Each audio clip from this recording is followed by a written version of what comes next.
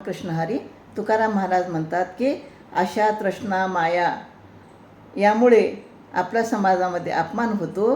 जर आपण याचा त्याग जर केला तर आपल्या समाजामध्ये मान वाढतो असं ते म्हणतात. आशा तृष्णा माया अपमानाची बीज नसलिया पूज्य होईल जेते. आशा तृष्णा माया हे अपमानाचे मूळ कारण आहे. माणसाने त्याचा नाश केला, त्याग केला तर लोका तो पूजनीय आणि आदरणीय होईल. अधीर अशी नाही चाले जाता मान दुर्लभ दर्शन धीर त्यांचे. तर ज्यांना आशा तृष्णा माया याचा त्याग करण्याचे धैर्य नाही त्याला समाजामध्ये मान मिळत नाही. पण असा धैर्यवान मनुष्य मिळणं खूपच दुर्लभ असतं. तुका म्हणे नाही अनिकाशी बोला वाया जाय मोला बुद्धीपाशी.